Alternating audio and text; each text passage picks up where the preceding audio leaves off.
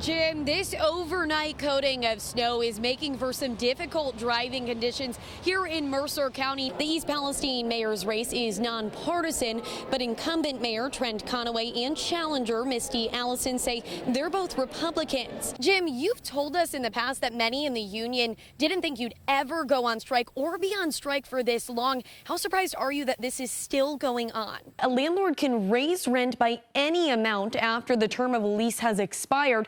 There's no limit. Those answers residents hoped to get were met by the trustees with the statement, "We can't say anything yet." Police tell me it's not uncommon for their officers to encounter homes like this one in deplorable condition. You had told us previously you had considered not running for re-election, but you wanted to finish what you started. Walk me through what that means. You've heard me talk about how rising rent is an issue here in the Valley, so I was determined to find resources that could help ease some of that burden. Walk me around this truck and explain what's going on. What are they inspecting right now? He also shared that over the course of a Christmas tree's lifetime, it can absorb up to 1 ton of CO2. Hey, the more you know. The energy here is just incredible, and the weather is on our side tonight. The rain stopped for this fun night. If you stop on out here today, maybe you're buying some Christmas presents, you'll certainly hear a lot of bells. Security camera footage shows the exact moment a local golf course was broken into. I'm Samantha Bender with more from police and the golf course on the incident coming up tonight. Residents tell me they are just at their wits' end, and there's no reason they should feel unsafe or like prisoners in their own home. Christmas has officially arrived at the Quaker Steak and Lube and Riser Tavern and Grill in the form of holiday pop-up bars. Petrie tells me the biggest area of confusion they're finding is most folks are receiving a 1099 with a dollar amount on it, and they're thinking all of it is taxable. Work continues in the village to get the area back to normal. Soil excavation at the site is now complete. Petrilli says suicides tend to skyrocket in April and May, and at the rate things are going, he's concerned, which is why prompt action is necessary. Pavkovich says if one thing's certain, it served as a lesson in resilience. A reminder to us all that sometimes you will never know the value of something until it becomes a memory. Don't press your luck this St. Patrick's Day. While the celebration is all about shamrocks and shenanigans, when it comes to driving, don't even think about getting behind the wheel if you've been drinking.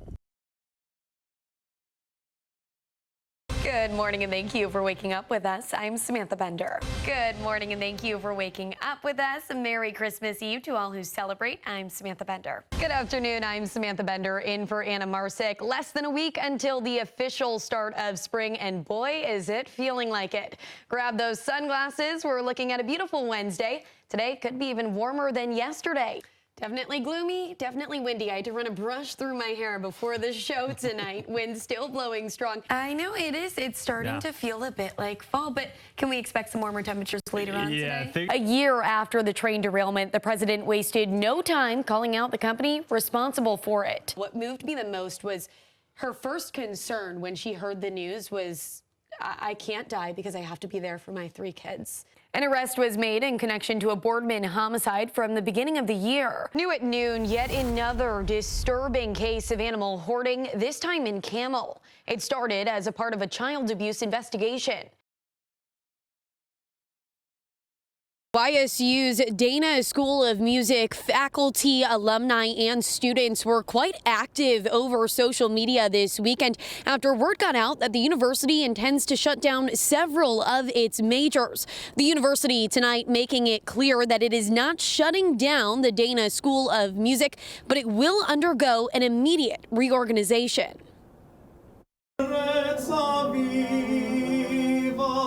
On the 3rd floor of Bliss Hall at Youngstown State sits the Dana School of Music. The university announcing 4 of its consistently low-enrolled majors will be sunset this academic year, including its Bachelor of Arts in Music and Composition and Master of Music in Composition and Jazz Studies. Interim Provost Dr. Jennifer Pintar tells me for the last 3.5 years, they've been looking at all programs across YSU from top to bottom. The point of it is to make sure that we are We have programs that students are interested in, that we're meeting market demand, that we're meeting employer demand and student demand. Dr. Pintar says the majors being cut, like music composition, historically have had very few students. Last year, they had 2 graduates. The year before, 2 graduates. The year before that, 1 graduate. In 2018-19, they had 0 graduates. This is not a highly enrolled program. This decision quite concerning for current music education student Tom Landry. I believe that composition is the most vital thing to keep a music school alive. You need people to create music and write music for there to be music to be played. And if we don't have composition, then that's going to destroy music at our school. Alumnus Michael Barquette also concerned. To say that we're taking a look at cutting these programs just suggests that we're watering down the ones that will remain. We are really focused on making sure our emphasis is on the programs that we do well: recording arts, music education, and music performance. Dr. Pintar says the decision was made after looking at awarded degrees over the past 5 years and graduation rates. She emphasized their focus at YSU is that students receive viable degrees and have opportunities for employment. A petition was created Friday in an effort to help save some of the music school's programs, garnering around 9,000 signatures within a few days. Now, I'm told there will be a special virtual academic senate meeting this Wednesday at 4 p.m. where administration plans to provide an explanation to faculty about their decision with data and information. Live from YSU, Samantha Bender, First News at 6. That's all it takes, a friendly honk and a wave to keep this smile plastered on Christopher Wetzel's face. 332! 333!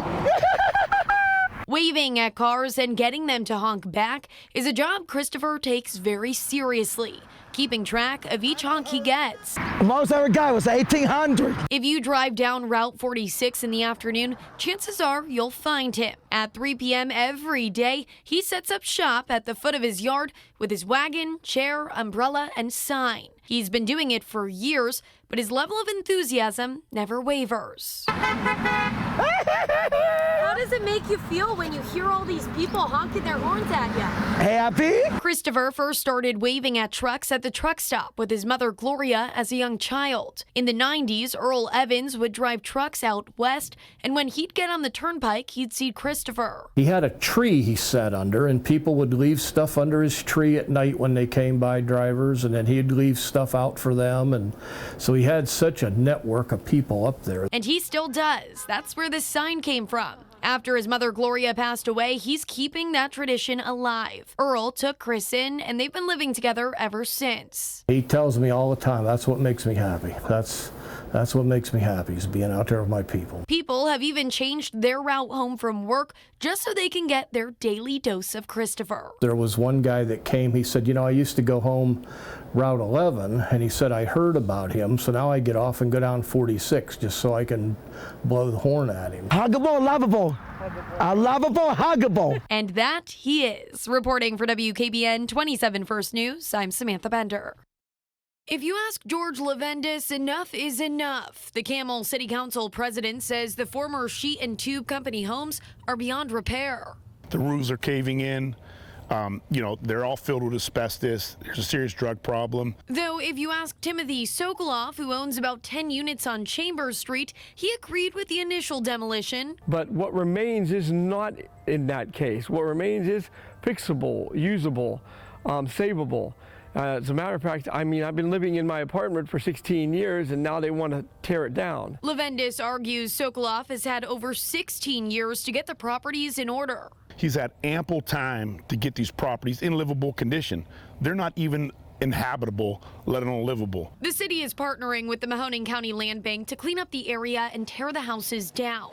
A whole row has already been demolished, and the city is considering putting a park in place of the properties. Sokoloff has been vocal about trying to save the site because of its history. This is where modern living began. This is the first modern apartment complex ever built, the first prefab.